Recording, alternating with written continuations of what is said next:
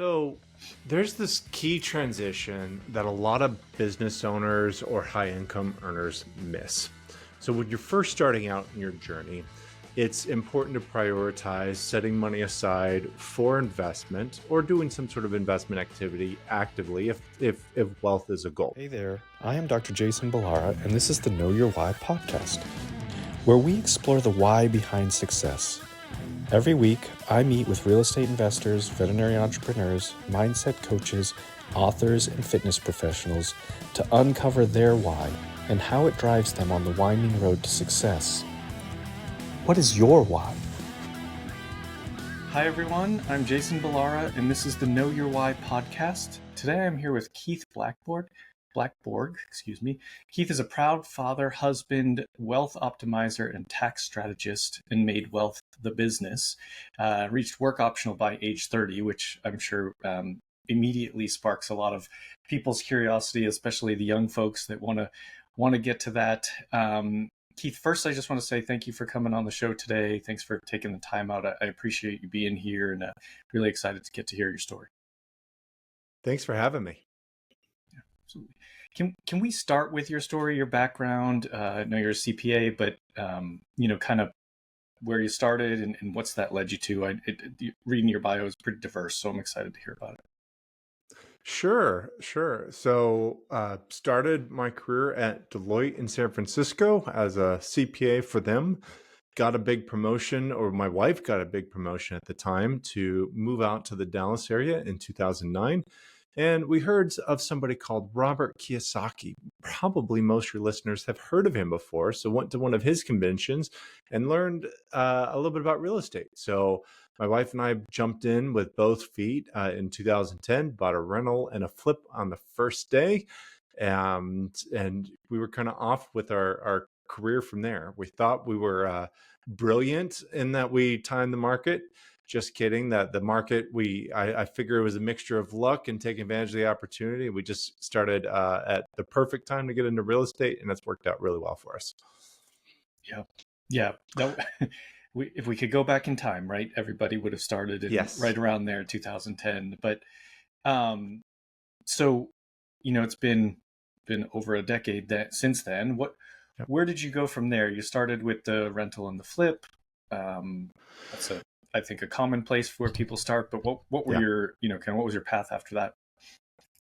So I started a CPA firm focused on high net worth apartment investors. So a lot of apartment syndicators, commercial real estate investors, home investors, franchisees, people that were living and breathing rental real estate. My wife at the time was working for a big real estate education and mentoring group in the Texas area, and she ran their Dallas office for them. And so me having the CPA firm, her running that business, and then us doing the real estate together.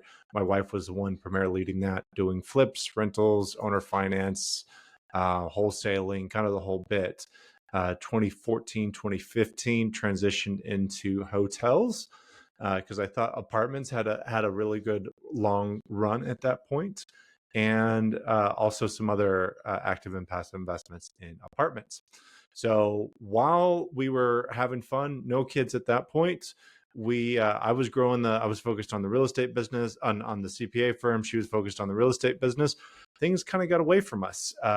We were working and traveling, but the moment a client needed something, I had to come back and help with whatever it is. When somebody's closing an 8 or 9 figure transaction, I felt like I always had to be available despite building up staff and other elements to make it easier. In time, that took a toll on our marriage, and there were some big changes that came as a result of that. Yeah, certainly building a business, growing a portfolio, entrepreneurship in general certainly can have that impact. So you're both kind of growing.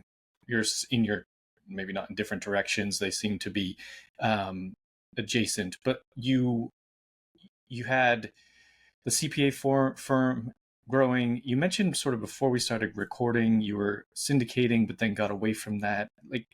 I'm really curious about how you made some of the decisions about, what asset classes, where you decided to go, and how that sort of tied in with what you were doing with the CPA firm. Yeah. So there were a few things that were building up in those years. So along the way, when I was first getting my CPA firm started, I served as director of acquisitions for a hedge fund, bought 875 houses for them, made some money, and then also did the hotel syndications, looked at apartments, and kind of got to this point, especially around 2016. And not trying to get political here, but I thought Hillary Clinton was going to get elected and the market was going to crash. Plus, the market only goes in 7-year cycles, or that's what everybody thought then. And I was also in a place where the CPA firm had taken over my time, my life, and I felt like I could never get away. And so I was at this point where I could continue on that path, just working, making money, and probably get a divorce because I was prioritizing money. And so I had a decision to make. And so for me, I really wanted to prioritize more life. And so at that point, I made the decision to exit, sold the CPA firm, sold out of the hotel, sold a portfolio of rental properties that we had accumulated, and got a pretty nice paycheck over that time frame. We spent the next 2 to 3 years traveling the world, which was way more fun than doing just about anything else. That was fun for us. And out of those travels, we got the best souvenir we could have gotten, and that was our firstborn son. It was also a time for Jessica and I to reconnect and really figure out what was important to us, and that's what helped open up the next chapter in our life. Yeah, I love that, and I love that you both recognized the challenges and made a decision to sort of step back and focus on what is important, because I think it's real easy to get caught up in business and growth and scale and all of the big words that people talk about. And I think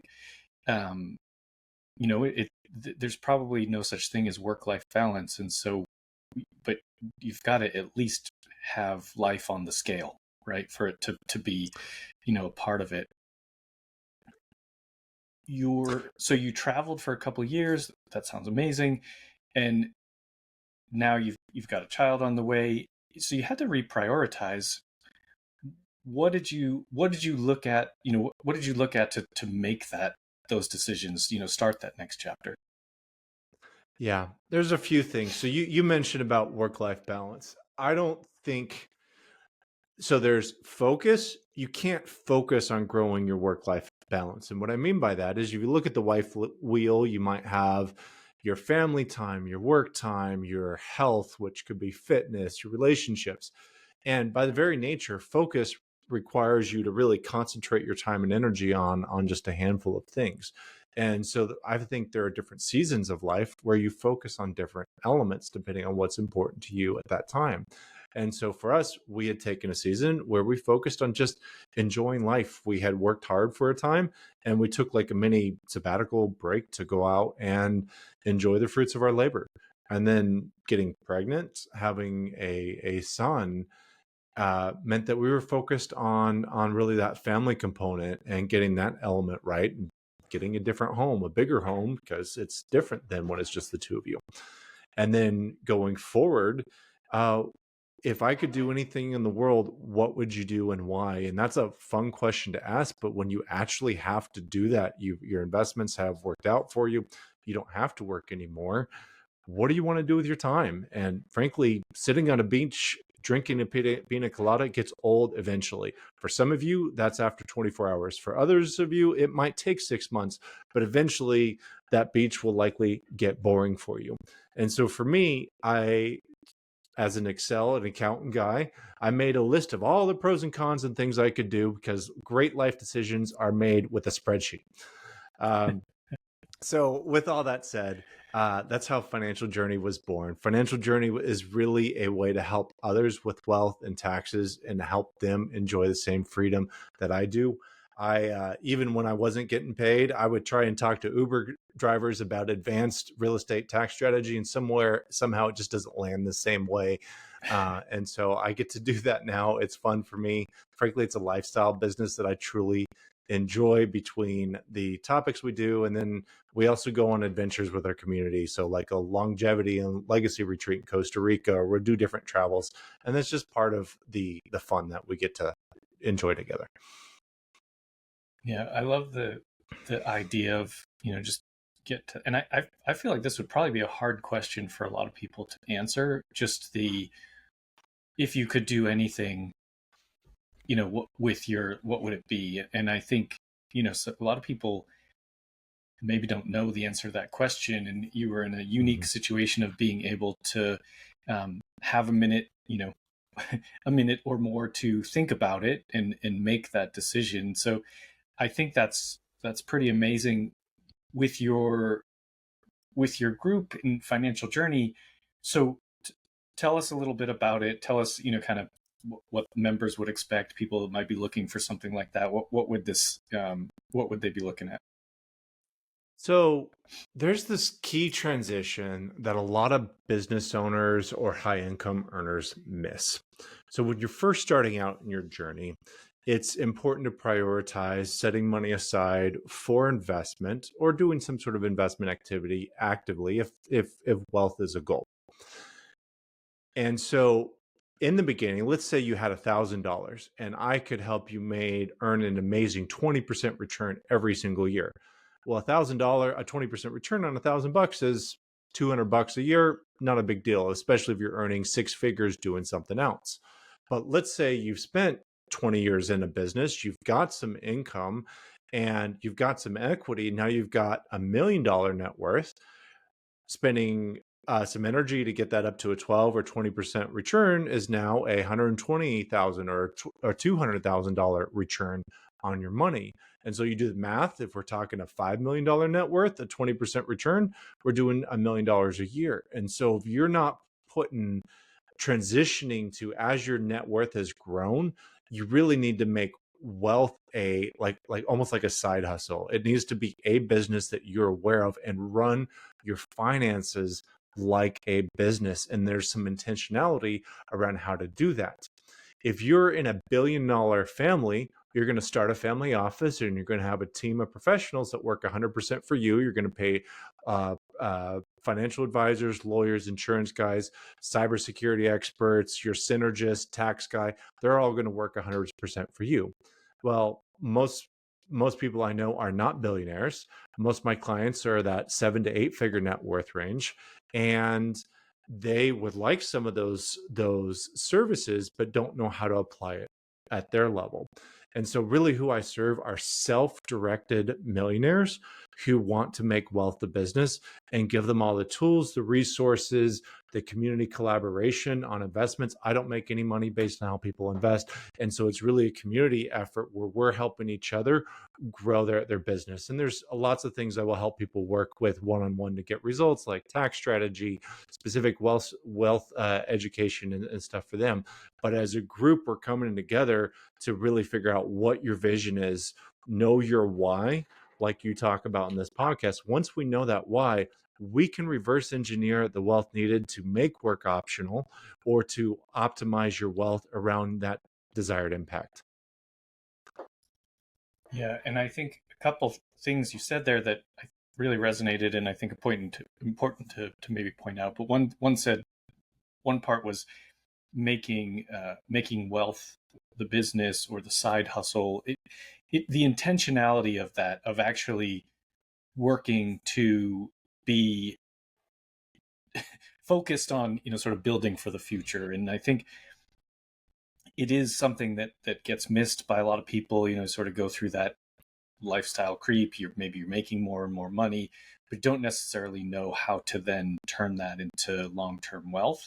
I think the other part about it that I think is important, and I've definitely sort of talked to this, but I think you put it much better. But the point about, you have $1,000, you get a 20% return.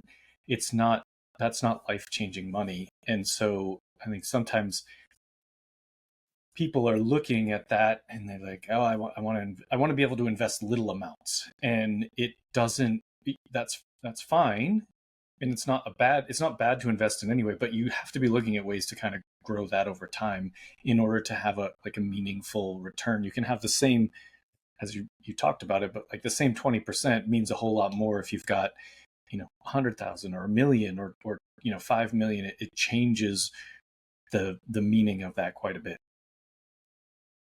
Correct. And when you're small, quote unquote, with your wealth, you invest small. You find stuff that's more simple. At the risk of being blasphemous on what is likely a self-directed group of people following your podcast, when you only have $100,000, if you only have $1,000, an S&P 500 index fund is probably a great place to go until you get that 50 or $100,000, whatever is needed to get into a private investment that might grow much larger. And so you start with what you have, and the size and sophistication of your wealth, legal, and tax strategy needs to match the size and sophistication of your net worth. As you grow and get more sophisticated, you need to learn, how do I vet great investments? What kind of tax strategy can I use to help offset my business income or W-2 income? What does my legal structure need to look like to help protect all of that? Most people don't really think about it until somebody starts suing them, and then they wish they would have done things a bit differently. The scale of what you need as kind of a support system is a really important point. I think you just, as you said, things we don't think about until we get sued, or I definitely, in the real estate space, hear a lot of people like they realized they needed to make a change when suddenly they had a huge tax bill that they kind of didn't know was coming, or didn't have preparation for. And so on that, I will ask, I guess, the maybe one CPA related question is what do you from a tax strategy for a high income W-2 earner, do you have some go-tos that you think are maybe most effective for them? Obviously everybody's situation is different, but interested to hear kind of maybe what you look at as sort of prioritizing. Yeah. So W-2 earners are the hardest, and there's nothing you can do. It is tougher though. If you're a business owner, real estate investor, there's a ton of stuff you can do as a real estate investor. I've got a long list of, here's all the ways we legally manipulate your tax bill every year. As a business owner, there's tons of business deductions and special options. So when it comes to passive W-2 earners, there's still things, and I've got a checklist I can include with the link, but I'll discuss some of my favorites here. So W-2 income itself, there's almost nothing you can do to offset W-2 income other than having losses you actively invest in. So if you're in real estate, a lot of those are passive losses, and they can't be used to offset your active income. So you can become active, and that's going to require some time. But let's talk about some of the things you can do. One of the things you can do is invest in a retirement account. And this is going to sound boring at first, but bear with me. You invest, let's say, $100,000 from a traditional retirement account, and then you want to move that money to a Roth retirement account where it's never taxed again. But what if we could do so at a big discount? So let's say you earn $100,000 from your W-2 job over a few years, and you get it into your IRA. You're going to get a $100,000 tax deduction there. And then the moment you were to ever withdraw it, you would also normally have $100,000 in tax consequences. If, however, we did a discounted rollover, most people have never heard of that. Let's say we invested that $100,000 into a hotel, an operating hotel. We shut down the hotel, get an independent valuation done, and decide, that hotel, because it's now shut down, we also tack on lack of control discounts, lack of marketability. It now has a $50,000 valuation by the independent valuator. We then do a rollover and pay taxes on the asset rollover of $50,000, and then it's never taxed again, and it's within the Roth. So this is how you can get a 20 to 80% discount on get money within a Roth. And as a W-2 owner, we're looking at what are the things that are actually going to give us allow us to invest tax-free. And I've got a few other ideas, unless you have questions. Yeah, no, I mean, definitely happy to hear the other ideas. And I think one thing I think worth mentioning is just, the complexity of that strategy really points to the fact that as a W-2 earner, it is much more challenging to have, sort of write Yeah. off taxes than it would be for a real estate investor, business owner, something like that. And that's one of the things that I've found just personally is like, that's why my goal is to kind of, the more we can get in that passive bucket, if you will, in that passive income Yeah. column, the better off your tax treatment's going to be. And so you got to make money somehow. And so in the Yes. beginning, tax write-offs and things like that may not be the priority. It might be, kind of as you go down in the beginning, it's, getting whatever you can invested. So, but yeah, I'd love to hear if you have other strategies. Yeah. So to summarize that overall strategy is how do we get money into a tax-free vehicle as efficiently as possible? And that's why typically a CPA can help with one part. You might have a financial guy that can help with one part, but my job as a synergist is to help pull all these things together and essentially curate the investments for the community to then select from and decide which ones are good deals for them. Other options, there are oil and gas investments where you can get a big write-off from working interest. Probably 50% of the stuff I see out there I would almost call scams, and another large percentage are what I would say tax write-offs only. So a lot of people will preach anytime a syndicator leads with, here are all the tax benefits you're going to get, I'm wary. I want somebody to lead with, how am I going to make money first? Because I Yeah. want a return on my principal. I want to not lose money. Rule of investing, never lose money. And then secondarily, I want to know what the tax benefits are. So I want to protect my capital, make a strong return, and then get some tax benefits. So as a community, we work together to help vet these oil and gas investments as one source. Our doctors and lawyers know nothing about oil and gas investments, but we've got a guy in a group that's the chief drill officer, chief drill officer, chief oil and gas engineer for a publicly traded company, one that a lot of you guys would recognize. And he helps vet the technical analysis of all the stuff we look at. So his expertise is deep in that versus our doctors and lawyers. We had a medical practice fund come through a year ago, and they help vet that fund. And so the community is intentionally diverse in what you vet.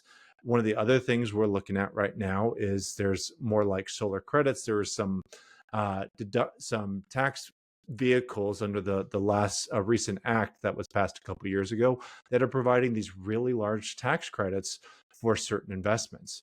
And anytime, again, somebody is leading with tax credits, I'm wary, but some of these are really good deals. So part of what we're doing is we're going through and actually vetting the deals. Who's behind it? Did they have any experience with solar panels prior to 2 years ago?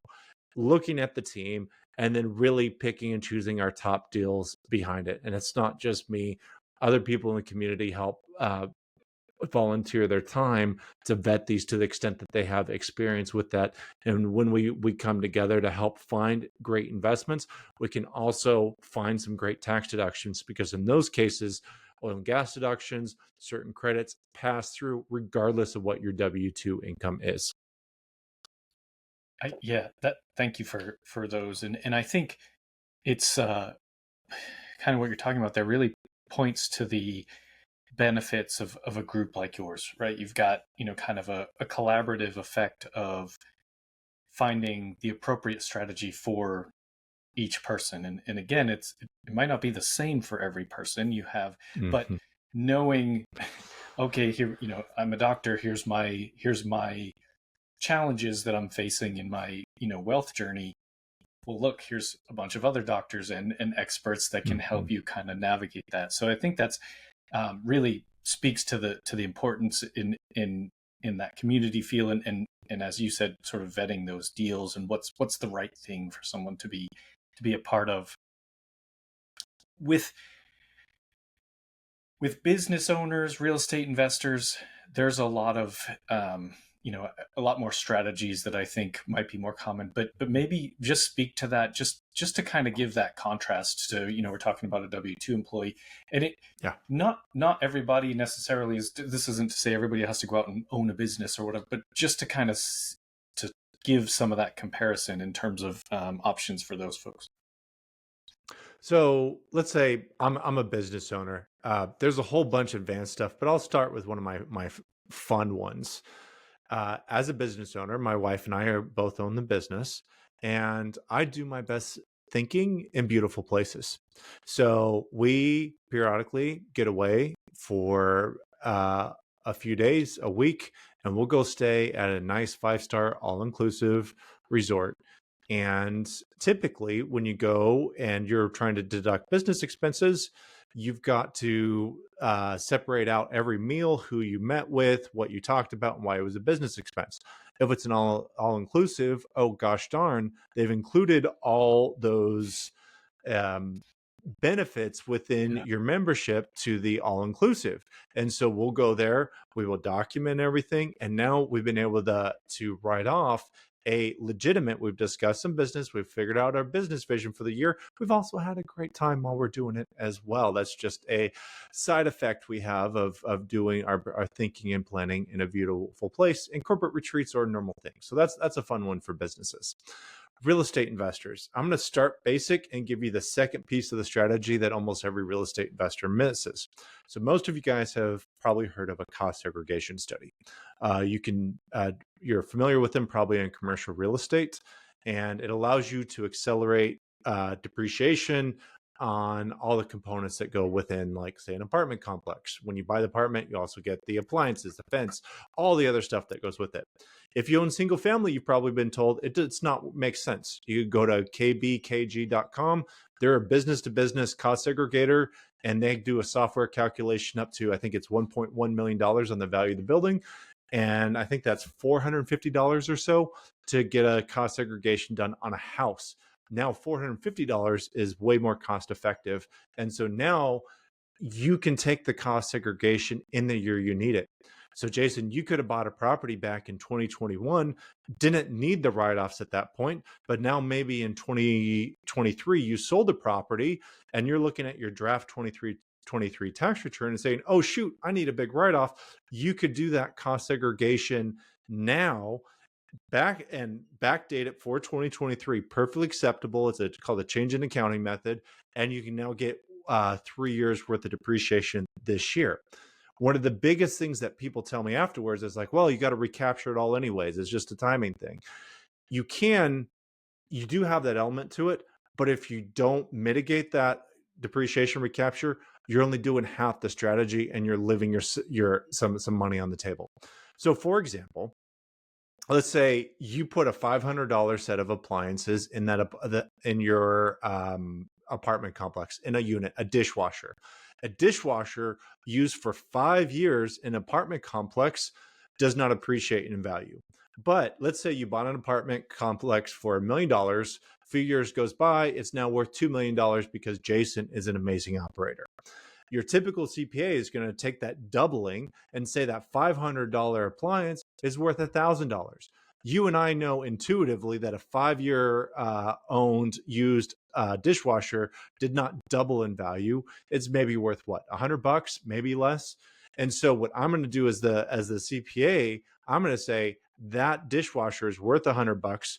And on the tax return, I'm going to specifically allocate the sales price across all the assets as it says to do in the IRS instructions. I will actually not do the extra work. You'll spend probably an extra couple $1,000s on me as a CPA to do it, and or a good CPA will do it, but he's going to save you probably 6 figures in taxes. And so by special allocating that sales price, I'm going to limit my depreciation recapture to $100, and it's going to have the net effect of shifting what could be depreciation recapture at 37% on down to a capital gains rate of 15 or 20%. Is the idea that you would, I've not heard this strategy, and the idea being, would you do another cost seg study at sale, or you would expect the CPA can kind of break that all down for you? I think it's a discussion to have with a CPA. So I know what methodologies I use to get comfortable as a CPA. I felt comfortable doing, and I tended to be conservative, knowing that if it came up in audit, I could find an independent expert to help validate. But that could also be going back to the cost segregation guy and asking him to do a second valuation if that's necessary. Yeah, because that's So that would be a tremendously useful strategy. I mean, it really truly. I mean, cost segregation on the front end, great. You save a lot there, but being able to um, minimize the depreciation recapture would be. I literally never heard anyone talk about that, so correct. that's fantastic. Thank you for sharing that. And this is where you get somebody that focuses in a particular area and they get to know that really well. And they're going to use strategies like this. And we don't widely publish them. I'm no longer in the business of tax preparation. That's to an extent why I don't mind just sharing freely what we do, have done, and will feel comfortable doing. So in our community, I don't know of a lot of CPAs that do this stuff. So I partnered up with a tax attorney a year ago, and we brought up a group of probably 15 different tax professionals, shared them all these more advanced tax strategies, taught them to them so that they could then also go out and share these with their clients. So we've got a list of reputable professionals that we share with our community so that they can help execute on these strategies. And we can also work with them because we know them well. Yeah, that's great.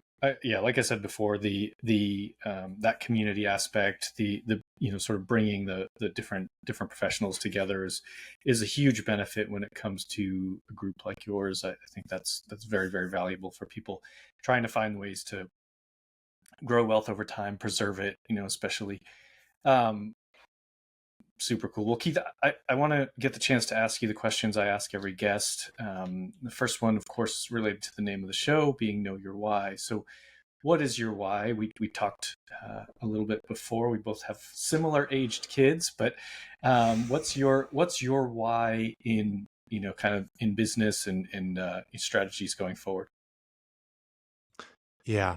So, frankly, financial journey for me, I enjoy talking wealth. I like talking taxes. Tax strategy is fun to geek out on. Uh, but really, I see as an opportunity to serve others. If I want to make as much money as possible, I go back to commercial real estate syndication. I think it's a great way to make a lot of money reliably. My goal here is really to help others experience freedom, and doing so allows me to have a greater impact, not only on this world, but also look at an eternal impact for those that resonates with. That's fantastic. Um, Tell us something about yourself that isn't common knowledge. Special skill, a hobby, anything that you're comfortable sharing. Let people know you a little better. Sure. This is not one I normally share, but I used to be a professional clown.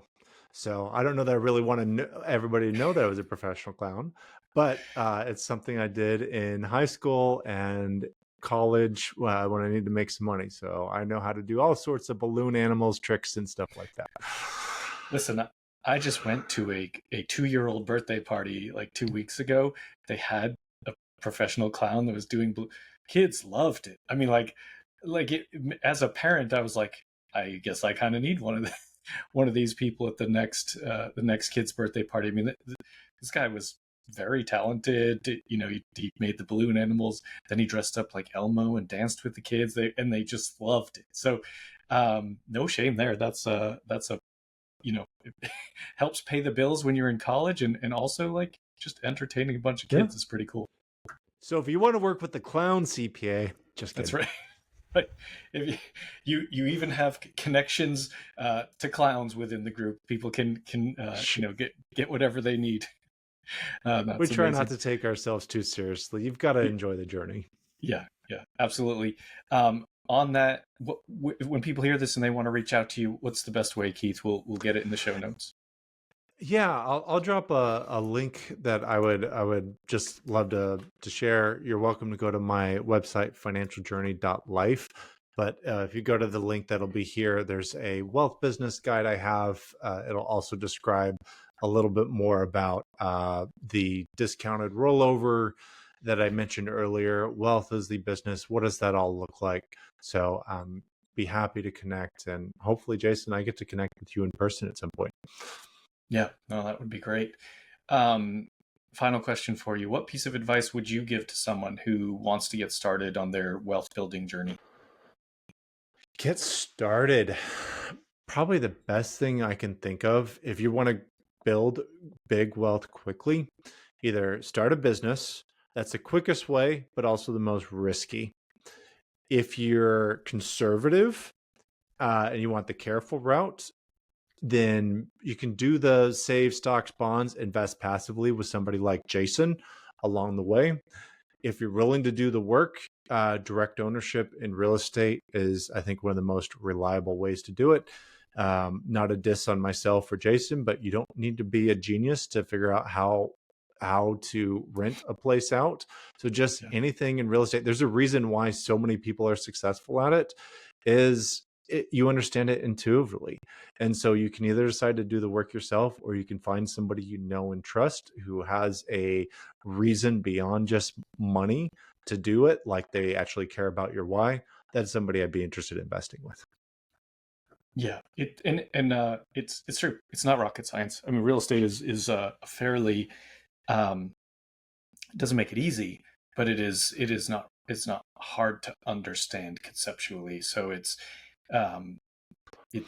very doable if you have the time and the energy and your interest and the interest. Like, by all means, like, be a direct, active real estate investor. That's fine. But I think my biggest thing is that I certainly didn't know this probably 5-6 years ago, but I think a lot of people don't know that they can be involved in real estate without being the actual owner operator, whatever you want to call it. So but yes, it's very doable. It's doable, but for those that want to scale, you're really launching a business into how do you scale the management, the control, and that's where it does take some more time and effort and brains, is really scaling the team as you grow a larger portfolio and take on investors. Yeah, 100%. Keith, this was fantastic. Thank you so much for coming on the show today and sharing all that you did. I think listeners are going to get a ton of value. So appreciate it. Appreciate you taking the time out today. Thank you for having me, Jason. Yeah, folks listening, I know you're going to love this episode. Please make sure you connect with Keith. We'll have his information in the show notes. And please like, rate, and review the show so we can get more great guests. Thank you all for listening. Hey there, I am Dr. Jason Ballara, and this is the Know Your Why podcast, where we explore the why behind success.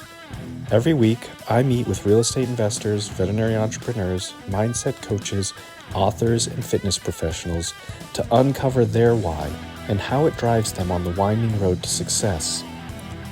What is your why?